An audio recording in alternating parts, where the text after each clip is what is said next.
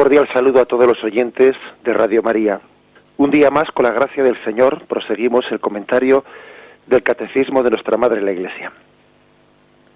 Estábamos explicando cuáles son las tres misiones encomendadas al Colegio Apostólico, a sus sucesores, a los obispos y a sus colaboradores, los presbíteros: la misión de enseñar, la misión de santificar y la misión de gobernar.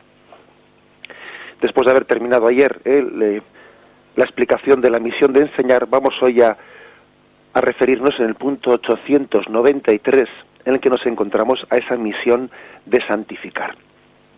Dice así este punto: el obispo es el administrador de la gracia del sumo sacerdocio, en particular en la Eucaristía que él mismo ofrece o cuya oblación asegura por medio de los presbíteros sus colaboradores, porque la Eucaristía es el centro de la vida de la Iglesia particular. El obispo y los presbíteros santifican la Iglesia con su oración y su trabajo por medio del ministerio de la palabra y de los sacramentos. La santifican con su ejemplo, no tiranizando a los que os ha tocado cuidar, sino siendo modelos de la grey.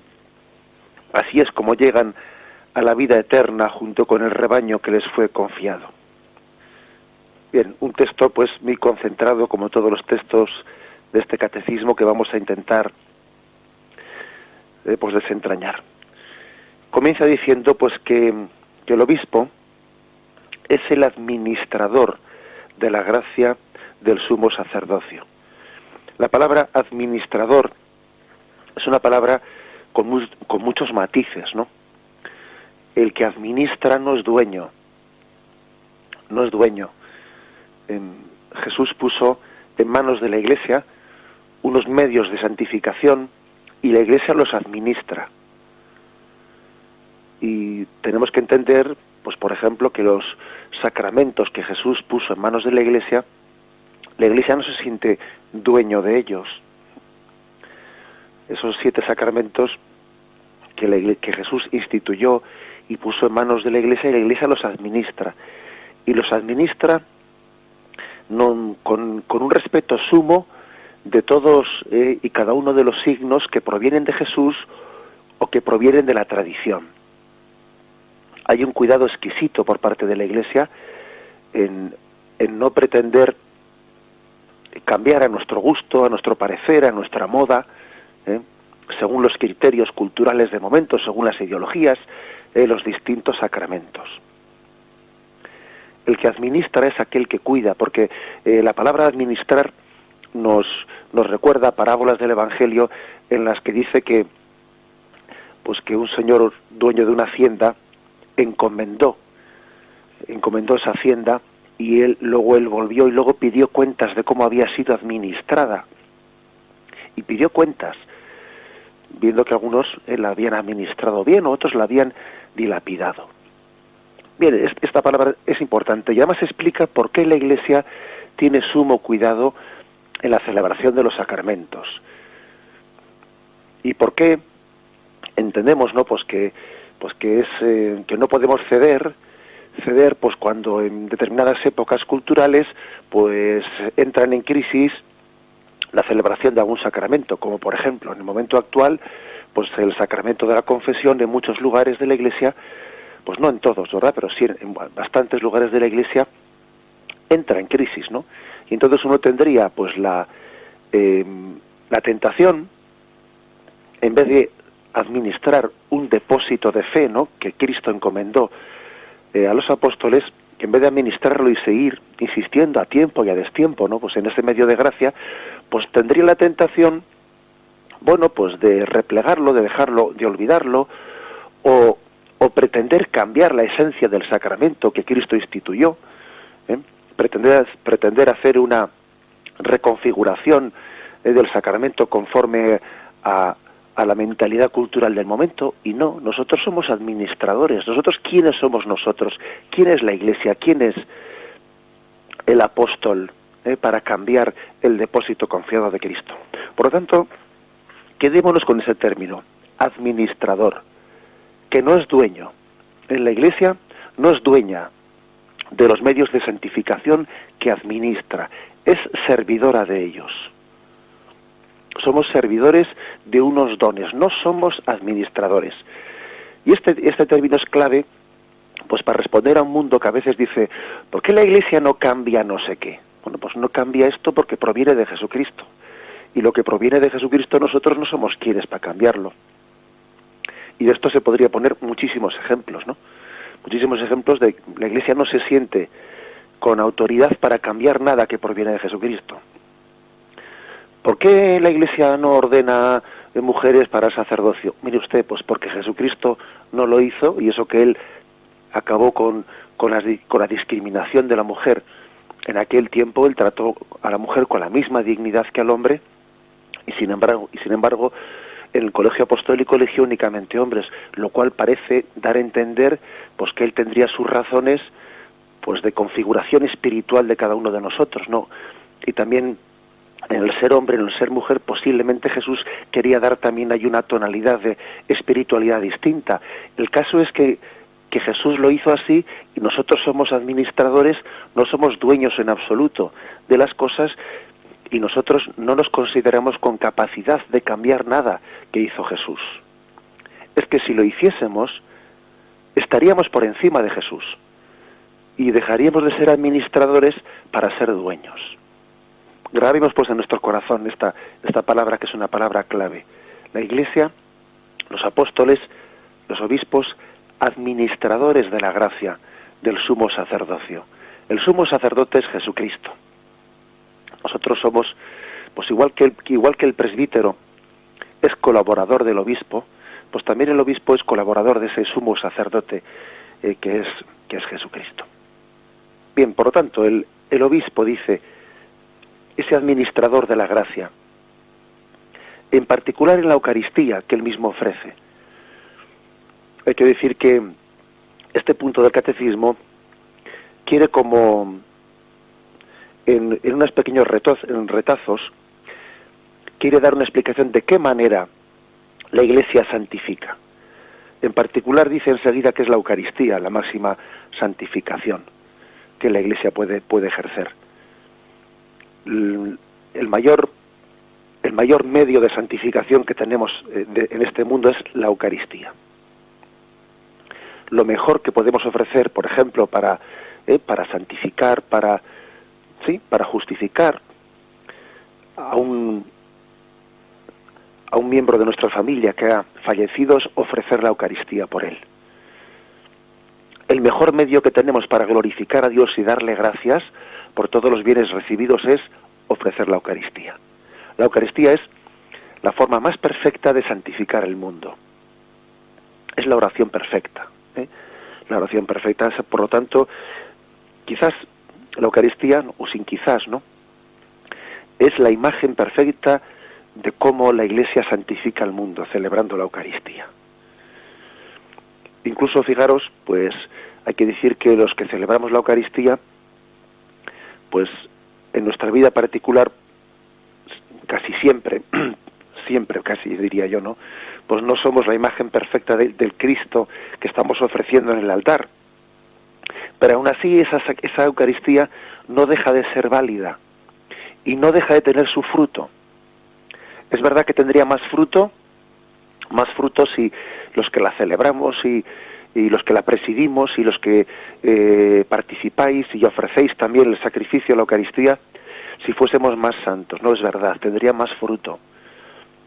Pero no deja de tener su fruto por sí misma, esa glorificación que Cristo hace hacia el Padre. Por lo tanto, el acto más perfecto de santificación del mundo es la Eucaristía. Cada vez que celebramos la Eucaristía, tenemos en ella un cauce a través del cual la gracia de Cristo santifica el mundo. No solo se convierte el pan y el vino en el cuerpo y la sangre de Jesús, sino que junto a esta transustanciación hay también una santificación del mundo. Al igual que el Padre, que el don del Espíritu Santo, ¿no?, ha transformado el pan y el vino en el cuerpo y la sangre de Jesús, pedimos también que santifique a los allí presentes. Es decir, la celebración de la Eucaristía es una petición de que esa transformación de las especies se traslade también a la transformación, santificación de los asistentes a la Eucaristía, y no solo de los asistentes, pero principalmente de los asistentes.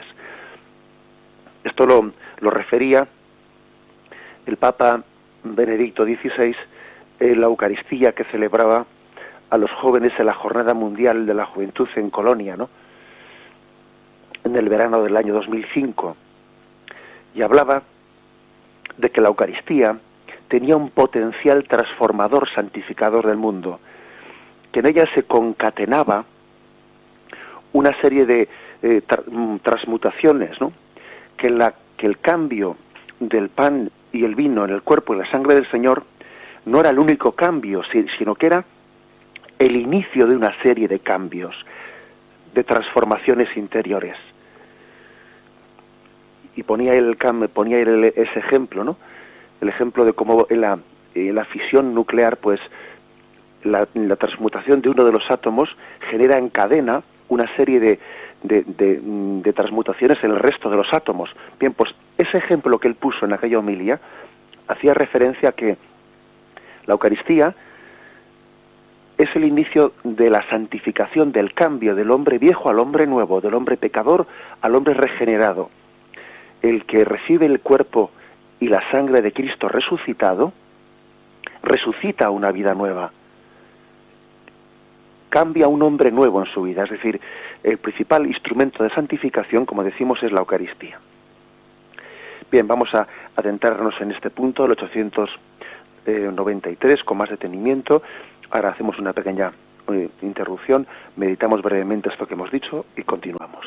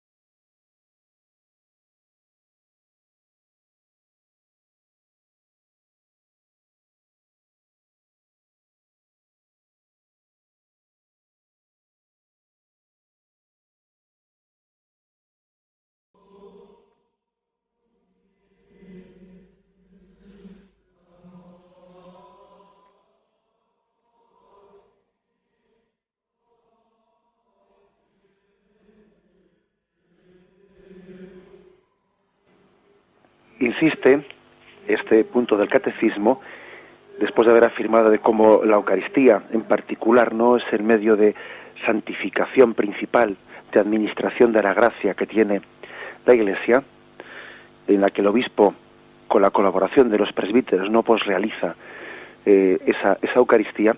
Insiste en que la Eucaristía es el centro de la vida de la Iglesia particular. Nos puede llamar la atención, ¿no?, el hecho de que se diga que la Eucaristía principalmente es presidida por el obispo y que los presbíteros son pues colaboradores del obispo en esa celebración de la Eucaristía. Pero es la tradición de la Iglesia nos enseña que la celebración de la Eucaristía presidida por el obispo constituye la fuente principal de la vida cristiana. Y en la medida en que la celebración de una sola Eucaristía fue insuficiente en la iglesia local, porque iba creciendo la iglesia y era imposible ya que todo el mundo asistiese a la Eucaristía presidida por el obispo, se recurrió a la ayuda de los presbíteros. La iglesia, como ya hemos visto, no pues se extendía en la medida que en asambleas legítimas se celebraba la Eucaristía. Recordamos unas palabras de San Ignacio de Antioquía que decía que para conservar viva una iglesia en la unidad, se requería la asistencia de un solo obispo, un solo altar, una sola Eucaristía. Y tan importante es esta imagen de una sola Eucaristía que ha quedado en la liturgia eucarística un signo que se llama la comistio, la comisión, que es el momento en el que el sacerdote parte la Sagrada Hostia en dos partes y una pequeña parte de ella la deposita en el cáliz, mientras que pronuncia unas palabras en secreto diciendo, en voz baja, diciendo: el cuerpo y la sangre de nuestro Señor Jesucristo, unidos en este cáliz, sean para nosotros alimento de vida eterna. Bien, en la liturgia antigua, la liturgia primitiva, incluso no había un solo momento de hacer esta comisión, esta mezcla del pan, de un trocito del pan con el vino del cuerpo y la sangre del Señor, sino que hasta había 3 momentos en los que se hacía este signo. Y son distintos los significados que tiene este momento. Es el recordar que en la Eucaristía está el Cristo pleno en cuerpo y sangre, alma y divinidad, etcétera. Pero también hay otra significación que es la que ahora nos interesa. Otro de los significados que tenía esta comisión, que se llama así, es la siguiente: es el hecho de que se estaba con ello Eusebio de Cesarea.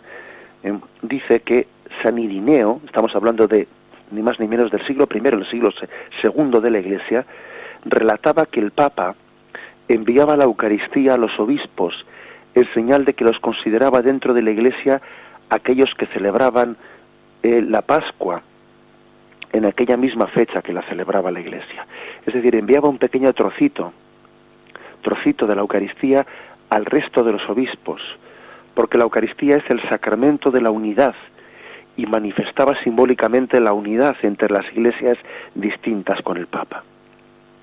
Por tanto, era como decir, hay una única Eucaristía que santifica al mundo. Y se entregaba un pequeño trocito de esa Eucaristía y se enviaba a cada obispo, y cada obispo la enviaba a cada sacerdote. De aquel signo que cuenta Eusebio de Cesarea, oído a San Irineo, ha quedado esta imagen de la comisión, que es un signo de cómo el obispo tiene esa entrega de santificación y es encomendada también a los presbíteros. Es decir, el presbítero, cuando celebra una Eucaristía en la que se santifica la parroquia, está en unión con la Eucaristía que celebra el obispo. Hubo también una leyenda pues que evidentemente no sería histórica, pero bueno, que tiene su sentido espiritual hermoso, que también hizo que la gente viviese con mucha devoción ese signo, ¿no?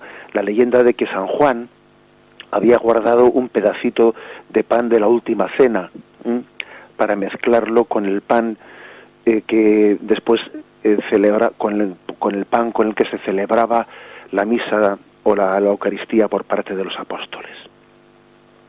En cualquier caso, ¿no? Ese signo, ese pequeño trozo del cuerpo de Cristo que es derramado en el cáliz, se llama también el fermentum, es decir, el fermento que penetra en toda la Iglesia como la levadura en la masa. Ese pequeño trocito del cuerpo de Cristo quiere penetrar en la Iglesia entera, que en ese momento lo simboliza el cáliz, para ser un fermento que nos transforme en Cristo. Este es un significado profundo que por una parte remarca la unidad de la Iglesia. Toda la Iglesia celebra la única Eucaristía, y también es una Eucaristía transformante, santificante, que es un fermento que nos transforma. Celebrar bien la Eucaristía es ser santificado, ser transformado, ser hecho otro Cristo. La transustanciación, como hemos dicho, ¿no?, conlleva una santificación, una conversión del hombre viejo al hombre nuevo. Bien, dicho esto, demos un paso más. Y el paso es el siguiente: el catecismo se explaya un poco en la explicación de cuáles son las formas en las que se santifica, ¿no?, o los obispos y los presbíteros colaboradores suyos llevan adelante este oficio, esta misión de santificación. De entrada ha dicho pues que particularmente en la Eucaristía, pero también aquí se dan más retazos, ¿no? Y dice que también se hace a través de la oración, dice este punto. El obispo y los presbíteros santifican la Iglesia con su oración y su trabajo, orando por el pueblo. No olvidemos que a los sacerdotes se les encomienda la oración de la liturgia de las horas, que también se le invita especialmente al pueblo, ¿no? Se le invita al pueblo que la rece también, y aquí en Radio María pues se reza el oficio divino entero, se rezan los laudes, se reza la hora intermedia, se rezan las vísperas, las completas y el oficio de lecturas. El oficio entero está rezado también en Radio María, dirigido, como os podéis imaginar, pues no solo a los sacerdotes, ¿no?, sino al pueblo entero. El Concilio Vaticano II ha invitado a todo el pueblo de Dios a que rece la liturgia de las horas. Pero es verdad que a los sacerdotes, a los obispos y sacerdotes, en el momento de la ordenación se les pide la promesa de ese rezo. Ellos hacen una promesa especial. Prometen, no únicamente prometen el celibato, no únicamente prometen la obediencia al obispo, hacen una promesa en el diaconado de ese rezo. Es decir, su quehacer es orar por el pueblo, orar por las almas encomendadas. El quehacer de un sacerdote es ese principalmente, ¿no? Es una de sus funciones principales, orar por el pueblo, rezar por él. El pueblo fiel lo entiende y lo comprende, ¿no? Cuando a veces se acerca un sacerdote y le dice: Padre, rece por mí, o encomiéndeme este aspecto determinado, ¿no? Pues sí, esa sensibilidad del pueblo de Dios cuando se acerca a su pastor y le pide oración, pues es un sentido de fe en el que evidentemente se ha traducido esa conciencia de que ese pastor está puesto por Dios para santificar. Bien, ya sabemos que eso no puede ni debe de interpretarse como si la oración del sacerdote supliese la oración de ser fiel. No la suple. Pero sí es verdad que la oración de ese sacerdote, el fiel la entiende como una oración de intercesión ante el Padre. Hay pues una imagen de ese Moisés que mantenía las manos elevadas al cielo, pidiendo por el pueblo, ¿no?, que está también reflejado en la oración del sacerdote por todo su pueblo. Esa es, por lo tanto, una primera forma de santificación. La oración a través de la liturgia de las horas, la oración también a través de otros aspectos, como en la misma Eucaristía, la oración mental, la oración personal, pero el sacerdote, el obispo, es un hombre orante.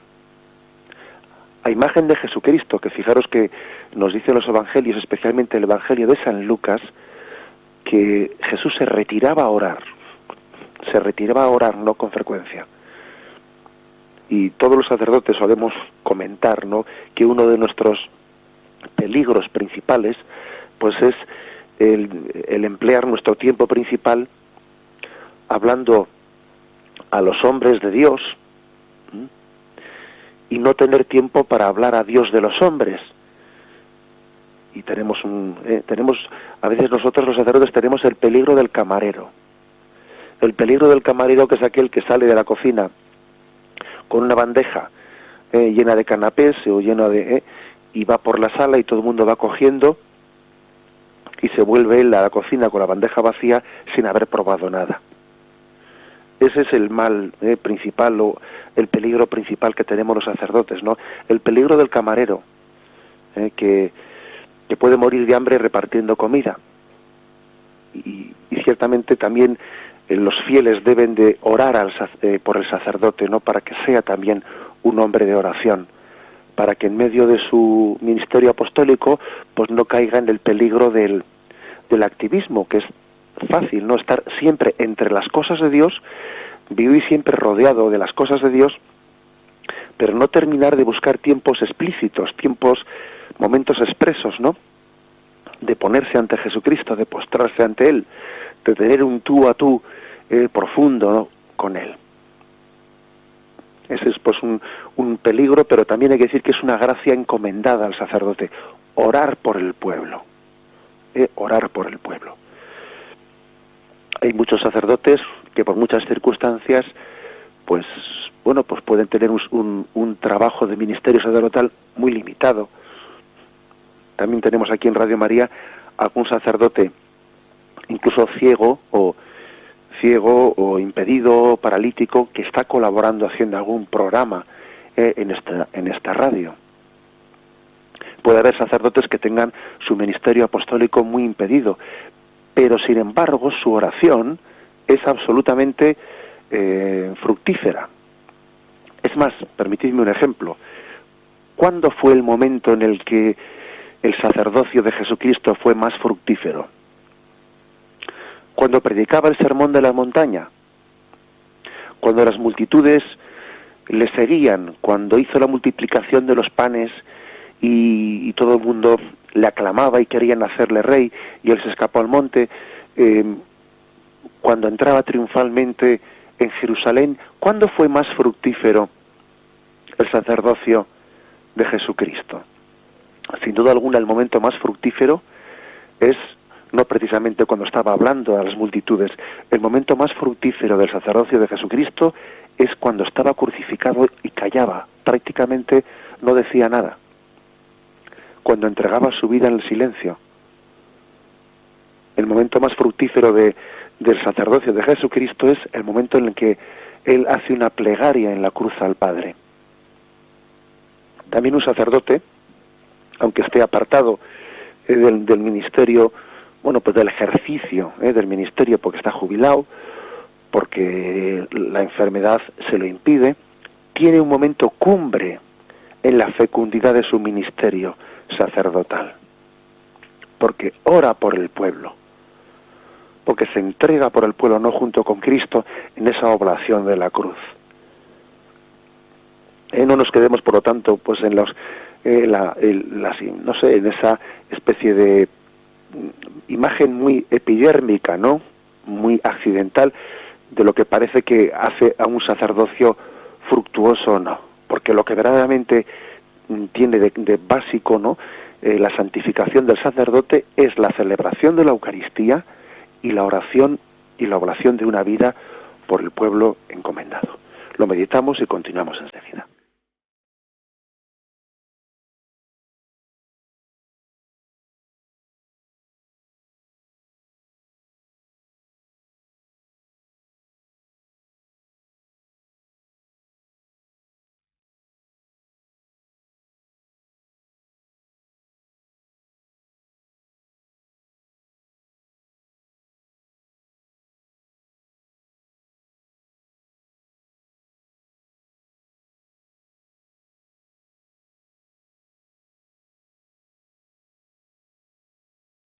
Bien, también el catecismo insiste en que también el ejemplo del sacerdote, ¿no?, el ejemplo de su propia vida es una forma también de ejercer su misión de santificación.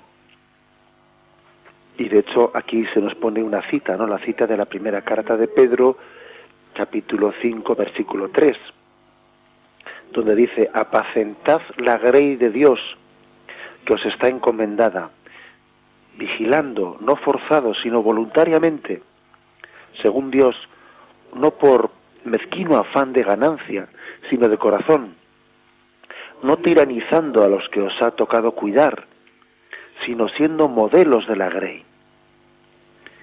Bueno, qué ideal tan hermoso, ¿no?, ser modelo de la grey. La verdad es que una de las primeras formas, ¿no?, en las que el sacerdote debe de santificar pues a su pueblo es siendo un modelo en el que uno verse reflejado. Dice, haciéndolo no forzado, sino voluntariamente, vocacionalmente. La diferencia entre el pastor del asalariado es que el pastor, como las ovejas son suyas, pues la entrega por las ovejas para él es algo totalmente vocacionado, ¿eh? Sin embargo, el asalariado lo hace un poco forzado.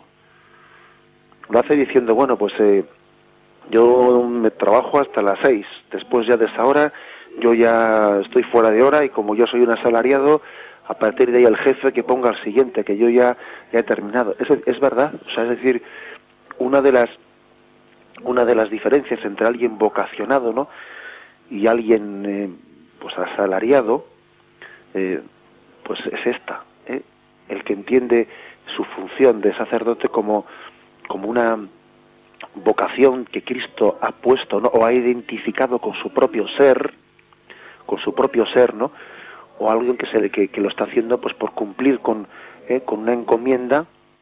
Y sabéis lo que significa la palabra cumplimiento, que a veces tiene mucho de un cumplimiento externo, ¿no? Externo que no hace referencia al propio ser. Recuerdo que en alguna ocasión algún feligrés, pues cuando uno pues está predicando una cosa, dice, bueno, pero eso ¿cómo lo dices? ¿Lo dices como sacerdote o lo dices como tú personalmente? Y le digo, bueno, yo no puedo distinguir mi condición de sacerdote de mi condición personal, lo digo como soy, y no soy dos cosas, sino que mi ser sacerdote y mi ser persona es una sola cosa, ¿eh? Por lo tanto, cuando uno cuida del rebaño encomendado, pues no es que sea un oficio, no es que sea pues una especie de acción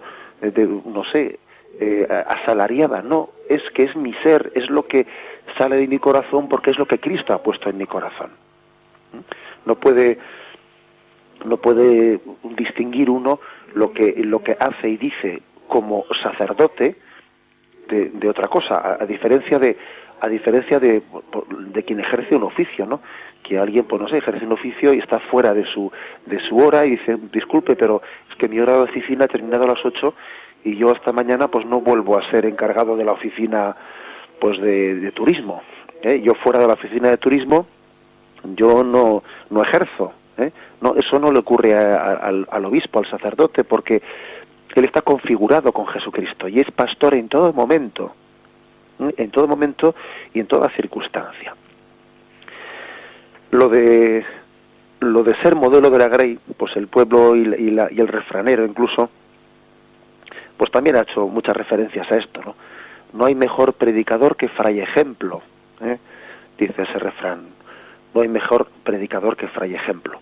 Y esto hace referencia a un pasaje de las Florecillas de San Francisco, donde se dice que la hija de Favarone oyó en una de aquellas pláticas ejemplares, a la entrada misma de San Rufino, un domingo de Cuaresma de 1210, que de mañana muy temprano, en compañía de un hermano, Cesco había subido a la ciudad a predicar.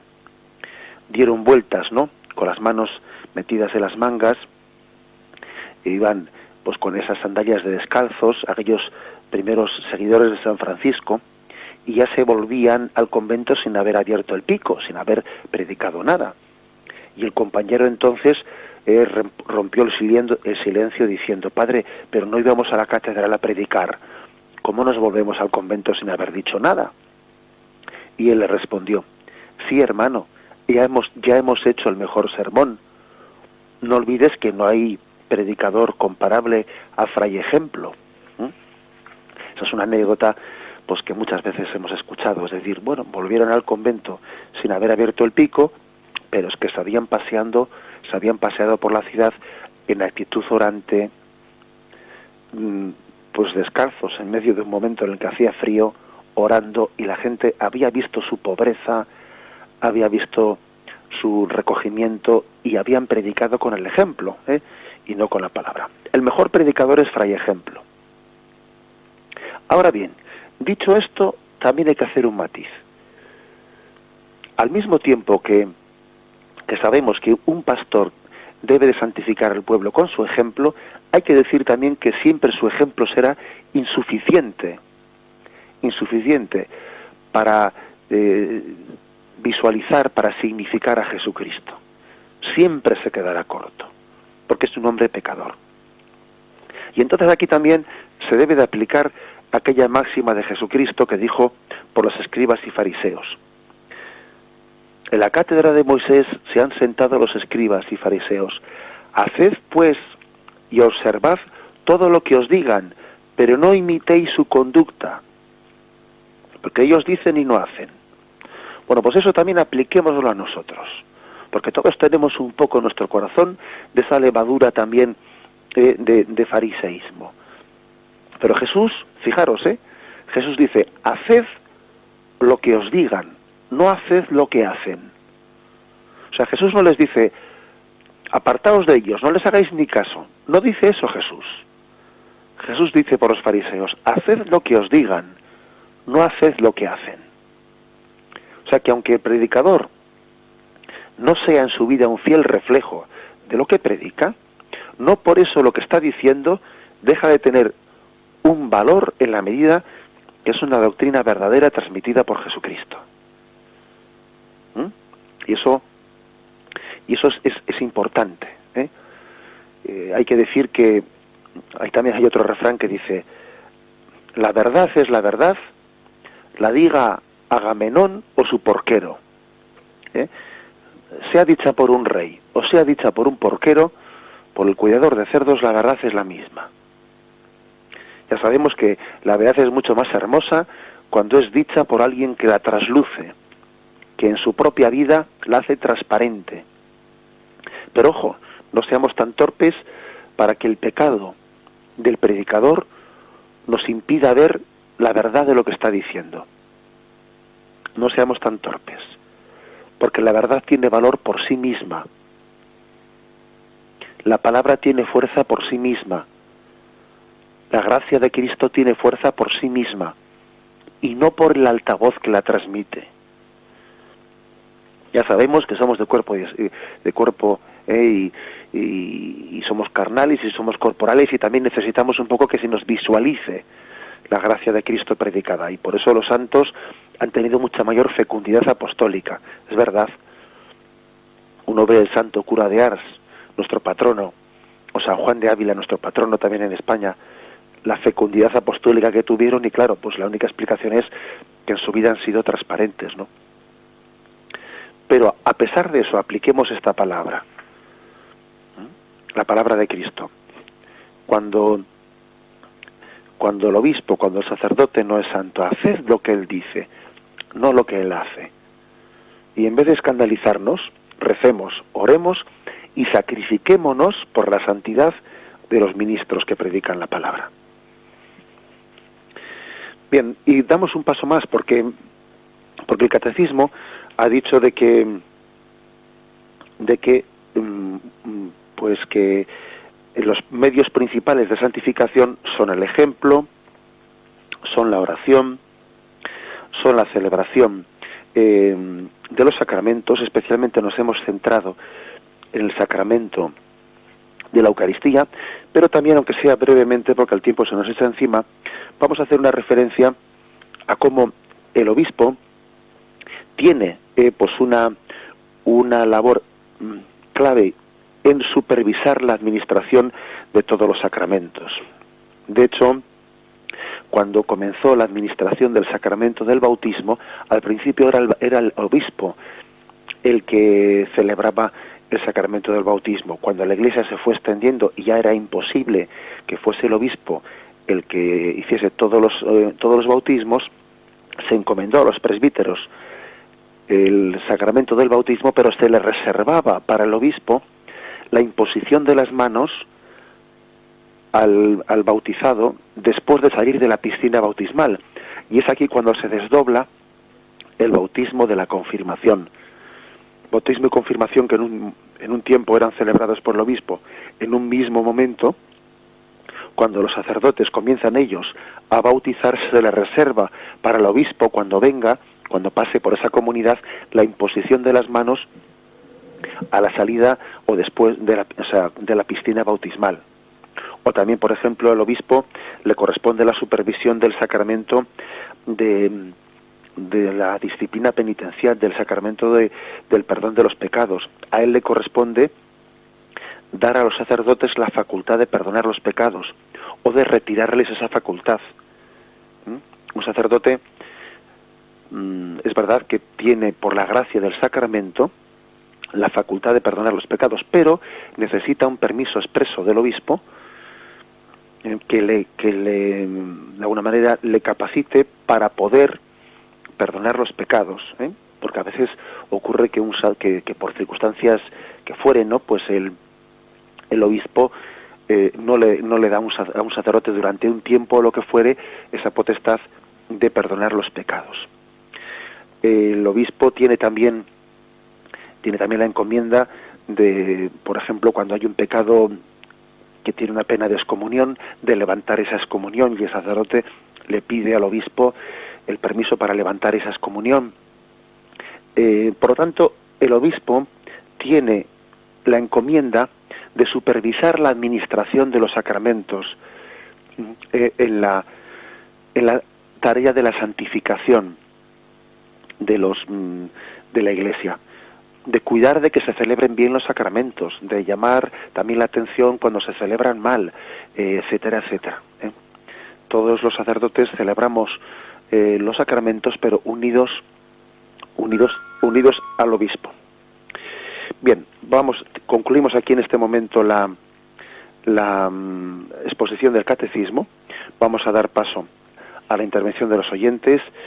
Podéis hacerlo llamando al teléfono 917 107 700, 917 107 700, y podéis formular así vuestras preguntas o también hacer vuestras aportaciones.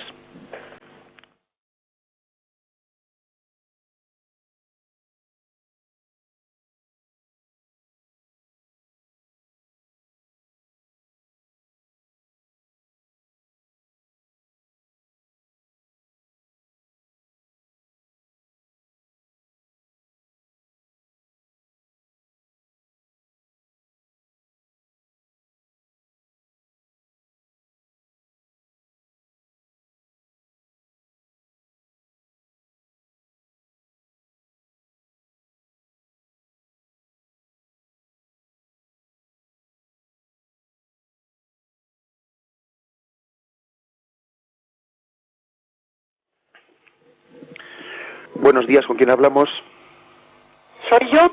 Sí, adelante, buenos días. Buenos días. Buenos días. Mire, padre, es que le estoy oyendo y me encanta lo que nos ha dicho sobre la importancia de la consagración y la transustanciación. Yo soy catequista y también le estoy haciendo a los niños mucho hincapié en la transustanciación, que son muy pequeños, y para yo lo que le digo es, cuando el sacerdote dice las palabras de la consagración, ya no hay pan, es Cristo, y en el cáliz ya no hay vino, sino que es Cristo. Es decir, que vean bien que transustanciación quiere decir cambio de sustancias. Ya no existe pan, ya no existe vino, sino ahí está Jesús, que es Dios. Y que también comulgan, lo mismo se puede comulgar con la Sagrada Forma completa o con una partícula pequeñísima, porque en cada una de las partes está Cristo entero. Y en el cáliz no está solo la sangre, sino que Cristo está con su sangre, cuerpo, alma y divinidad. Está también entero. Se puede comulgar con una gotita del vino o con una partícula y se recibe a Jesús entero.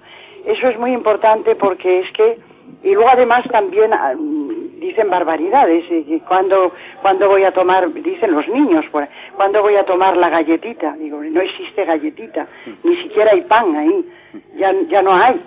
O sea, hacer mucho hincapié en esto, yo pienso en que después de que sepan lo que es la transustanciación, que hay mucha gente que eso no lo sabe. Los papás de los niños los he reunido yo, y algunos, y muchos, bastantes, no saben qué quiere significar eso de la transustanciación. Yeah. Perdón, padre, era una sugerencia como catequista de los problemas que yo me encuentro. De acuerdo, le agradecemos mucho su llamada. Y muchísimas gracias, muy bien, porque a mí también me van abriendo con todos los... la Radio María me va abriendo muchos caminos que yo no conocía. Muy bien. Gracias. Adelante. Pues bien, tiene razón el oyente, ¿no? Otra cosa es que a veces, bueno, pues a la hora de transmitir a unos niños, pues quizás hay que buscar ejemplos pedagógicos en a ver cómo les decimos la cosa, pues porque evidentemente a un niño la palabra transustanciación, pues es una palabra pues que le supera, ¿no? Y uno tendrá que echar mano de imágenes pedagógicas para ver cómo lo explica. De que pues el pan tendrá apariencia de pan, pero no es pan, sino que en él está Jesús, ¿eh? A veces a los niños se dicen, el pan se esconde Jesús, tiene... Bueno, pues muy bien, pues a veces hay que echar manos como esas, ¿no? De que Jesús escondido debajo del pan, como si fuese una especie de disfraz, está como disfrazado de pan, pero no es pan, sino que Jesús está dentro. Bueno, habrá que echar en mano de miles de imágenes que intenten ser fieles. Pero también hay que decir el segundo aspecto que hoy hemos querido insistir, que esa transustanciación, ese cambio del pan y el vino en el cuerpo y la sangre de Jesús, deben de conllevar, ¿no?, también un cambio en nosotros, porque en la misma plegaria eucarística se pide eso a Dios, que los allí congregados sean transformados por el Espíritu, que el mismo Espíritu que ha transformado el pan y el vino en cuerpo y sangre de Jesús transforme también a los allí presentes, nos cristifique, nos haga más semejantes a Jesucristo. Adelante, damos paso al siguiente oyente. Sí, soy yo, padre. Sí, buenos días. ¿Con quién hablamos? Buenos días, soy Elena, de Madrid, padre. Buenos días, Elena. ¿Me oye, padre? Sí, perfectamente. Vamos a ver, respecto a lo que usted nos expone del sacerdocio de hombres y mujeres, entonces yo pienso que desde todos los tiempos y en todas las religiones ha habido pues una diferenciación, ¿no? Incluso en la religión hinduista hay sacerdotes, todos son hombres, son varones, ¿no? En otras religiones, como por ejemplo aquí en Europa está la religión ortodoxa, también son todos varones. Si nos vamos más allá ya incluso al islamismo, tampoco hay mujeres, es decir, es una cosa instituida de todos los tiempos, que los que llevan las riendas de la religión son los hombres, y creo que a nosotras las mujeres Cristo nos ha dado un papel incluso más relevante, yo diría, y un hermoso y casi sublime papel, que es el papel de la maternidad, que eso es lo que las mujeres tenemos muy olvidado, y están pasando muchas cosas porque hemos olvidado pues esta preciosidad que tenemos las mujeres de ser madres de la humanidad, ¿no? Ser madres pues en la carne, como usted dice, ¿no?, de los hijos. Así como Cristo es el padre de la humanidad, nosotras las mujeres somos las madres, y nos teníamos no solamente que conformar, sino con estar alegres y contentas de ser lo que somos. Y entonces a veces lo que ocurre es que las mujeres nos rebelamos porque queremos ser iguales, porque queremos trabajar igual que ellos, porque queremos incluso ser sacerdotistas. Y eso a mí me parece pasarse un poco de la raya cuando tenemos el papel tan importante y tan hermoso como ser nada menos que madres. Bueno, eso... Muchísimas gracias por su llamada. Gracias a usted. Y yo me imagino pues que, claro, pues que esta oyente habrá hecho su intervención desde su experiencia de madre, pero además también yo le añadiría pues el hecho de que también en la Iglesia se da esa imagen de la maternidad espiritual, ¿no? Pues en la vida religiosa, tantas santas, empezando por la Madre Teresa de Calcuta, tan próxima a nosotros, que tanto nos ha marcado, ¿no?, han ejercido una maternidad en la Iglesia, una maternidad ya no únicamente por engendrar los hijos, ¿no?, que ya solamente eso es un don inmenso, ¿no?, y una capacidad de evangelización hacia los hijos, por cierto, tremenda, ¿no?, pero también hay una maternidad espiritual en ese desposorio con Jesucristo de las religiosas, bueno, pues que es pues una espiritualidad pues muy específica, unida a la feminidad, o sea, la feminidad también conlleva un desposorio con Jesucristo, sea a través del sacramento del matrimonio, ¿no?, sea directamente la vida religiosa, un desposorio que le hace muy fecundísimo, ¿no?, en la vida de la Iglesia. Adelante, damos paso al siguiente oyente. Buenos días, padre. Buenos días. Soy Manolo de Las Palmas de Gran Canaria. Buenos días, Manolo. Y mi pregunta es que usted antes dijo que el obispo sería como el servidor de Cristo, ¿no? Y el sacerdote como servidor del obispo, ¿no? Sí. Si cuando uno decide ser diácono permanente, Ujú. ¿qué papel jugaría dentro de la Iglesia? Bien, de acuerdo, le respondo por la radio. Bien, los diáconos son también servidores de los obispos, porque si nos fijamos en Hechos de los Apóstoles, el capítulo 6, versículo del 2 al 4, allí se habla de cómo los 12 apóstoles convocaron a los discípulos, porque ellos no tenían tiempo, ¿no?, pues para predicar la palabra, etcétera, y entonces eligieron a unos hombres de buena fama, llenos de espíritu y de sabiduría, para que hiciesen ese servicio diaconal, ese servicio del ministerio de la caridad, etcétera. Por lo tanto, también los diáconos son servidores de los obispos, o sea, colaboran con el obispo, participan de ese ministerio episcopal al servicio de la Iglesia.